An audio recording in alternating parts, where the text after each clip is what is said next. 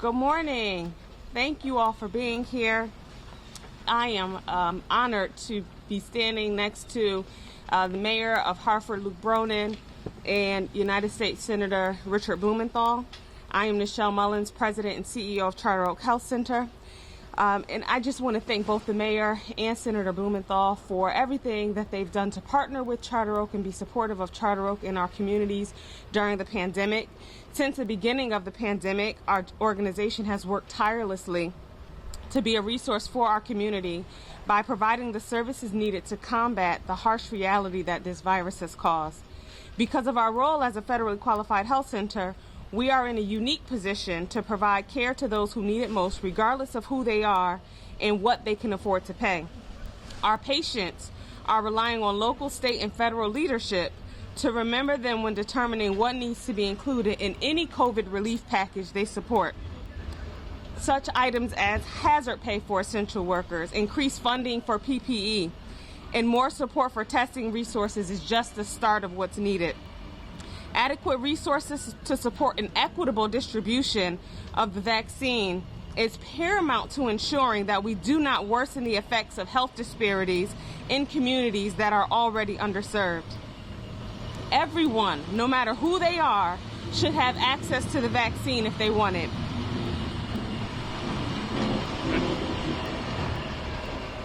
Federally qualified health centers need support in addressing the barriers that the most underserved patients face when attempting to receive the COVID vaccine.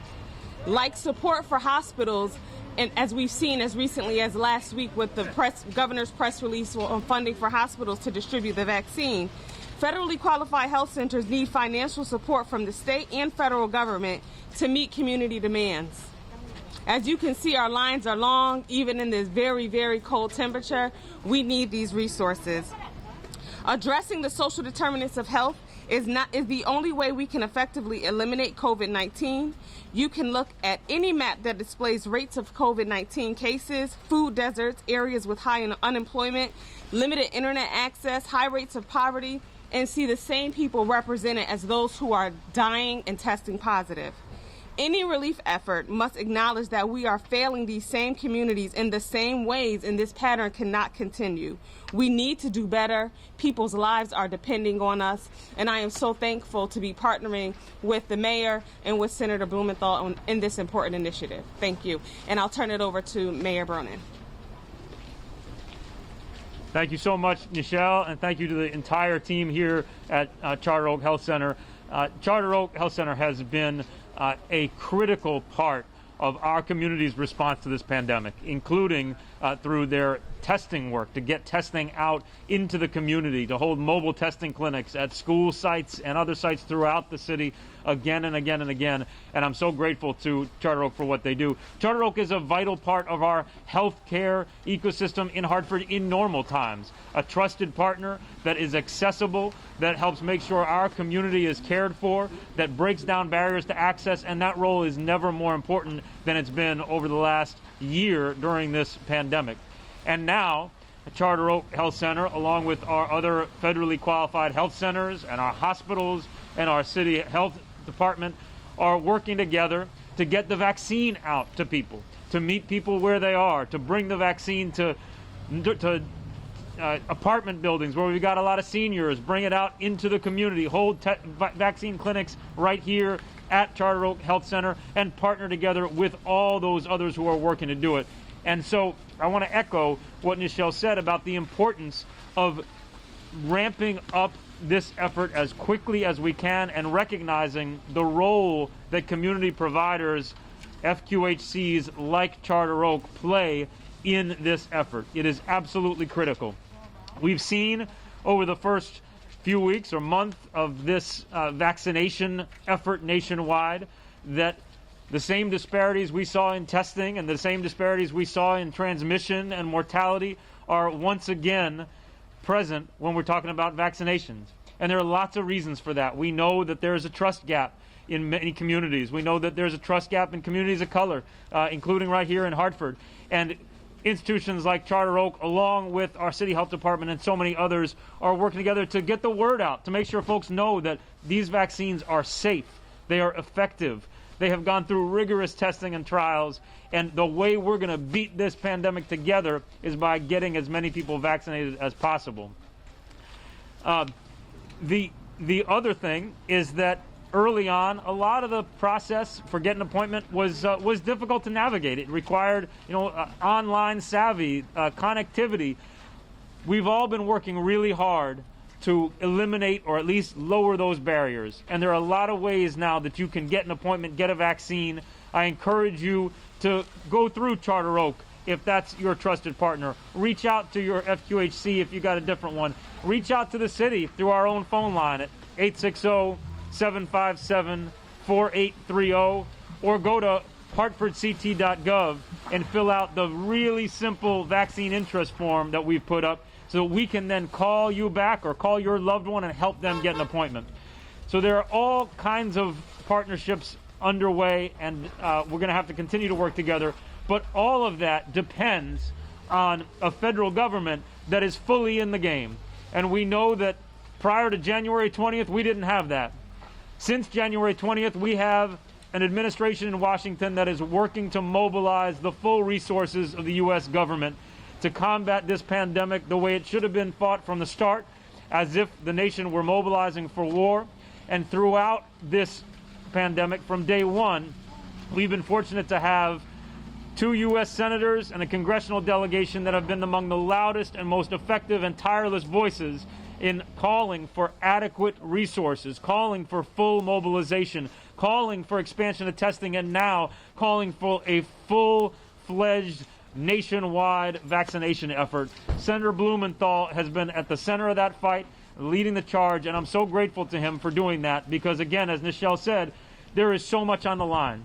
The relief package that is currently under consideration down in Washington would make such a huge difference in so many ways, providing direct relief to cities and towns, providing additional support as we work to re-engage kids. But right now, it would also provide vital resources to make sure that we can get communities vaccinated and move past this pandemic together. So, Senator, thank you so much for everything you're doing for us down in Washington, and thank you also for always being here with us on the ground and recognizing how important places like Charter Oak and the on-the-ground partners are to making this happen and happen right. Thank you. Thank you, Mayor. Thank you to Mayor Bronin for his leadership. You know, he has been really tireless. I was with him at the Dunkin' Donuts ballpark on Saturday, and I have been here at this great clinic on countless times. I got my flu shot here, and I am still flu-free and pandemic-free, and really want to thank the federally qualified health clinics like Charter Oak for the great work they are doing. They are literally the backbone of our health system here in Connecticut. I want to be very blunt and stark. We are here for a call to action. Connecticut and our nation needs to be on a wartime footing to conquer this pandemic. It can't be done by half measures. Everybody has to be all in, and that means everybody has to be vaccinated. If you care for your kids or your family, your friends, your neighbors, and coworkers, get vaccinated. If you have some hesitancy, learn about the truth. This vaccine has been tested. It is not experimental. It works. It's safe and effective. And we need to do outreach to make more of the vaccine and to make it more available to critical groups. We need outreach to seniors who are homebound, and we need outreach to communities of color. The numbers tell a stark, devastating story. 70% of the people vaccinated so far are white. About 10% are black, and about 20% are Hispanic or Latino. That pattern is unsustainable. The disparities and the inequities are unsustainable. We need communities of color to be engaged and involved, and outreach to them is critical. And that's why in the latest American Rescue Plan blueprint, we included specific provisions for outreach to those communities of color, to educate, to campaign.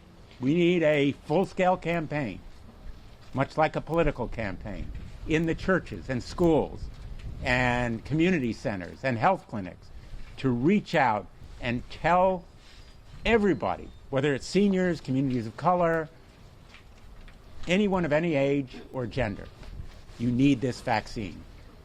Now, I want to deal directly with, I know, a growing fear: the mutants and variants.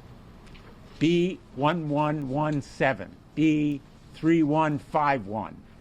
These variants are possibly even more dangerous. The lethality may be 35% higher, the transmission even more dangerous. But the vaccines work against them, if only to reduce the severity of the disease. If it saves you from going to the ICU on a ventilator, it is worth the vaccine. If the result of one of these variants is flu-like symptoms rather than a ventilator, it is worth getting the vaccine. You should not be discouraged or deterred by all this talk about the variants and the mutants and all of the apprehension that may surround them. So get the vaccine. It is important to you, but it's also important to your loved ones, your coworkers, your neighbors, everyone you care about. And so I am really grateful that we are going to be fighting over these next few weeks to finalize the American Rescue Plan. People need unemployment insurance. They need stimulus payments, that $2,000. State and local governments like Hartford need money to pay their firefighters and first responders and police. And people need nutrition assistance, rental assistance, medical assistance. And we need to make more of these vaccines and to deliver more of them. I'm hoping for cooperation from my Republican colleagues. But one way or the other, we are going to press ahead. We're going to make it happen. It's going to be big and bold and decisive, and it's going to be now. As much as we would like Republican cooperation, we'll do it without them if they fail to cooperate. And that is a pledge I make on behalf of myself. I think our entire delegation is united, and we're going to be fighting together to make it happen. Thank you. My pens are freezing up here. Did you say earlier that this package is going to include funding to deal with this equity issue? Yes. How much are we talking? What would it be used for? Overnight, as you may have followed it, on Friday morning at 5:30 a.m., after 15 hours of marathon debate and amendments, we passed the resolution, budget resolution, which sets out a blueprint. It doesn't have specifics, but one of the amendments was passed 100-0, providing specifically for education, outreach to communities of color and any other underserved community. Think of it as underserved. Communities of color are underserved. That is a racial justice issue. But all communities, regardless of color, race, gender, age, should be reached. And that's the spirit of this blueprint. Now, can you talk to us about what the allocation subcommittee will be doing going forward? Obviously, that presentation last week was eye-opening and certainly concerning. It was obvious from the discussion subcommittee. So where are you going from here? What are your expectations? The expectations are there's a lot of conversation around equity and the inequities in the distribution and the rollout. And so we are working to look at how we can handle so few vaccines, but also make it available to communities that are being impacted the most. And, you know, part of the issue is, yes, limited vaccine. But honestly, we can do as much communication, as much outreach as we want. If it's not accessible and available to communities of color, that doesn't help. So we have at Charter Oak Health Center is looking at how we can prioritize our patients to ensure that they are the ones who have access to the scheduling and VAMs.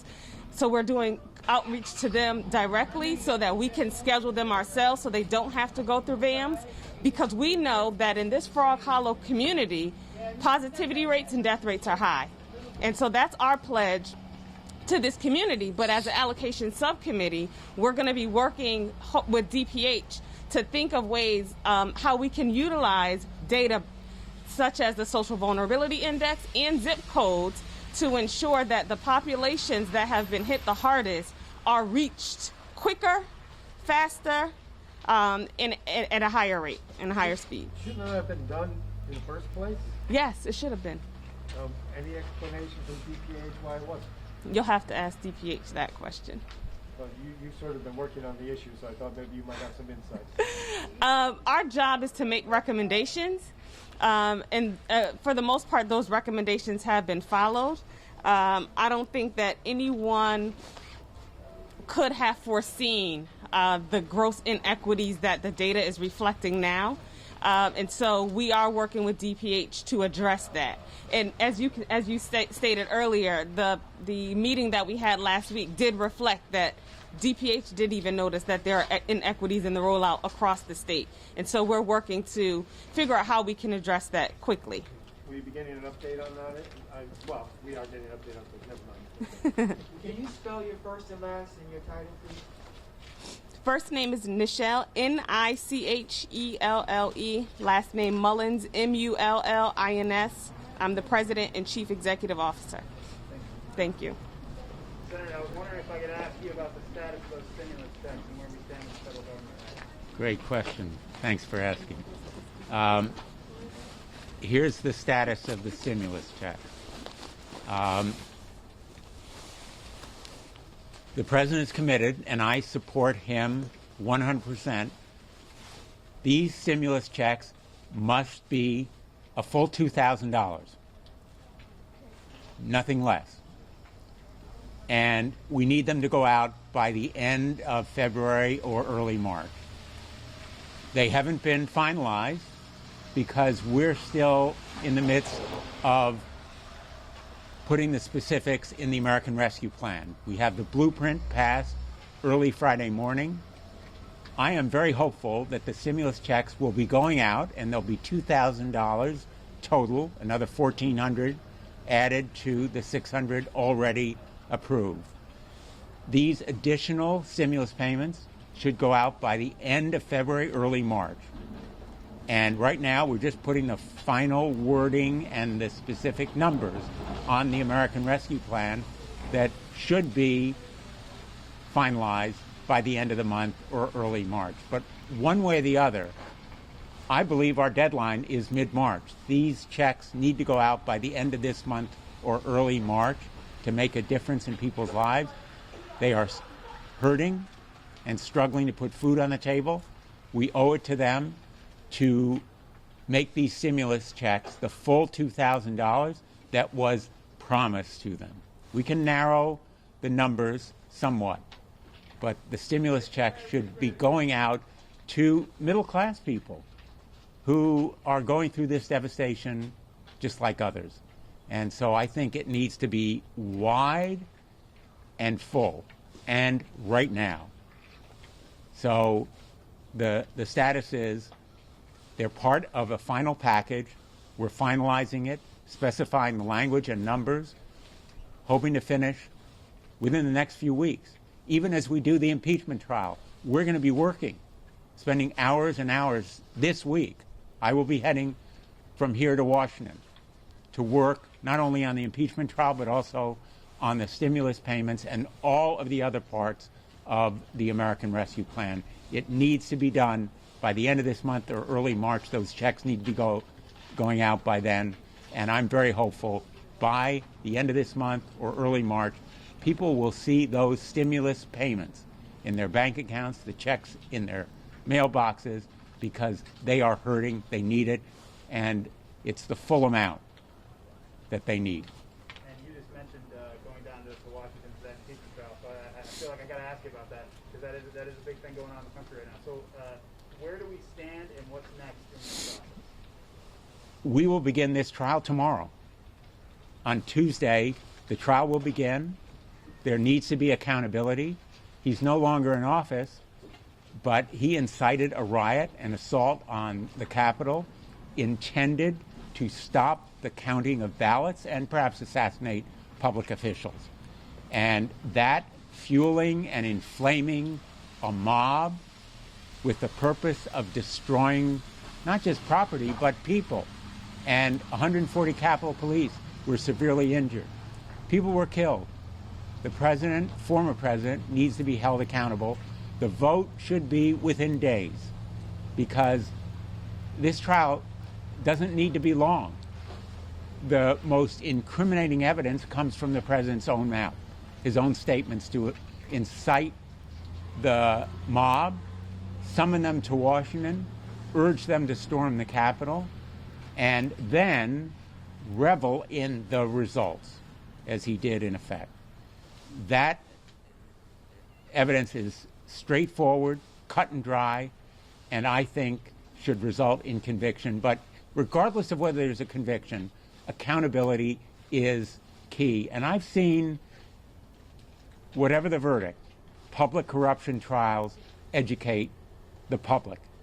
And this trial is a public corruption trial that will have a powerful effect on educating the public about domestic terrorism. The most persistent and lethal threat to this country right now is domestic terrorism. That's what we saw as a result of Donald Trump's inciting that mob. It needs to be stopped, and the public needs to be aware of how persistent and lethal it is. Do you think if it ends in an acquittal, like I guess it looks like it might be, do you think the Senate will have any appetite or willingness to take up some sort of censure or anything else like that? I think we need to move on, even as we do the fight against the pandemic, move on to revive the economy. I hope that will continue to be our focus. I think that we need to see how the trial goes before we make any judgments about a censure resolution, but definitely the focus needs to be on fighting the pandemic and reviving the economy. Well, wouldn't the censure take away from that? Well, let's see what the result is of the trial. Okay, thank you, everyone.